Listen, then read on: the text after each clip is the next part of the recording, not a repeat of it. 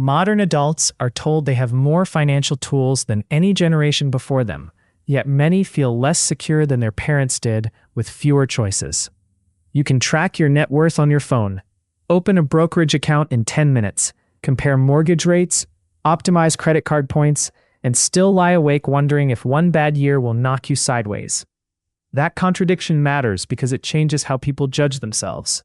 They think the problem is personal weakness, poor discipline, or not reading enough money books. A lot of the time, the deeper problem is that ordinary life now demands the kind of financial judgment that used to belong to specialists. When people hear the word financialization, it sounds abstract, like something about traders and glass towers. In plain English, it means more parts of life became tied to debt, asset prices, investment returns, interest rates, and financial risk. Your shelter is not just shelter if its price moves like an investment. Your retirement is not just old age if it depends on stock market performance over 40 years. Your education is not just learning if it begins with a loan balance that shapes your 20s and 30s. Everyday stability became less about earning a wage and more about managing exposure to systems most people never asked to study. There was a period when middle-class life, for some people, was more legible than it is now. A stable job often came with a pension, healthcare was less of a maze, college cost less relative to income, and housing had not yet become such a dominant engine of wealth and fear. That world was not fair, and it did not include everyone. Many workers, especially women and Black families, were excluded from those protections or denied access to the neighborhoods and jobs that made them work. But for those who were inside that model, survival did not require constant financial optimization. You could be bad at investing because investing was not carrying the full weight of your future. Then the rules changed, and they changed faster than culture did. Pensions gave way to 401ks, which sounded modern and empowering until you realized the employer was no longer promising an income for life. Now you had to decide contribution rates, fund choices, rebalancing, tax treatment, withdrawal timing, and how much risk to take at age 30, 40, or 60. In the old setup, the institution carried much of that burden. In the new setup, the individual carried it, along with the blame if the account came up short. A structural transfer of risk was repackaged as freedom. The same thing happened with healthcare. Instead of simpler employer coverage, many workers now face deductibles, copays, coinsurance, out-of-network charges, health savings accounts, and plan documents that read like legal puzzles. You are supposed to forecast your medical needs, estimate your tax bracket, compare premiums against out-of-pocket maximums, and hope the hospital and insurer agree on what counts as covered. That is not normal human-scale decision-making. That is benefits administration pushed onto households after a full day of work. If people feel drained by this, it is because the system keeps demanding that they think like risk managers while they are sick, tired, or scared. Education followed the same path. College used to be expensive for many families, but the scale and structure of the burden changed when debt became the default bridge between adolescence and adulthood. Teenagers are asked to price the future value of a degree, estimate labor market demand years in advance, compare interest rates, and borrow against income they have not earned yet. If the payoff is weaker than promised, the debt still remains. That is not a small design flaw.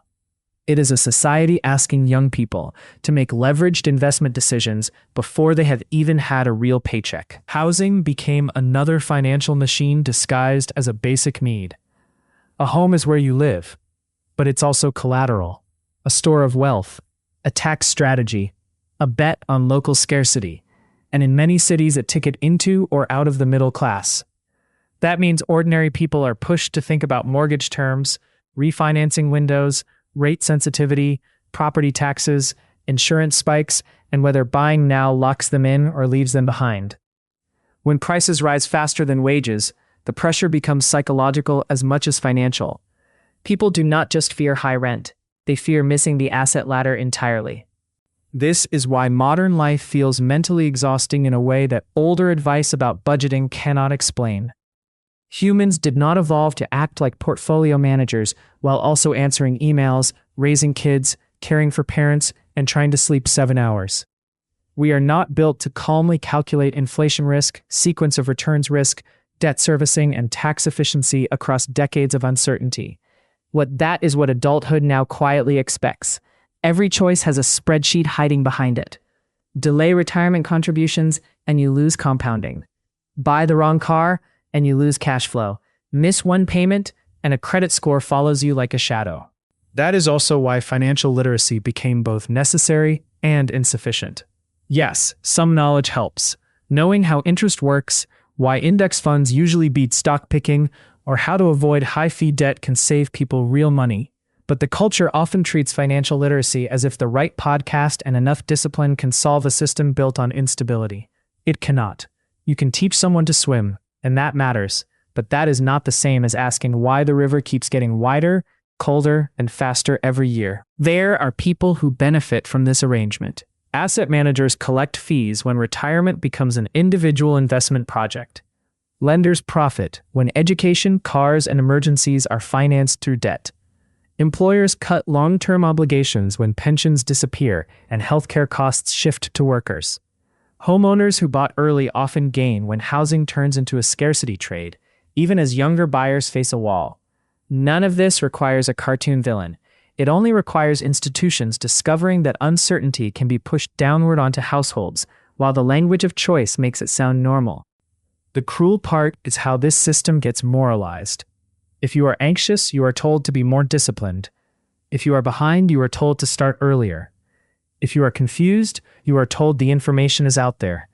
But information is not the same as capacity, and capacity is not the same as responsibility. A person can be smart, serious, hardworking, and still feel lost when adulthood turns into a chain of high-stakes financial decisions with no stable floor underneath. Shame enters where structure should have been discussed. So, the clarifying insight is not that money knowledge does not matter. It is that people were dropped into a financial operating system that became more complex than the training, habits, and institutions around them. The middle class did not simply get more expensive. It became more conditional on managing risk that used to sit somewhere else. Once you see that, a lot of private confusion starts to make public sense. You are not failing at a simple game. You are living in a society that financialized faster than humans could adapt.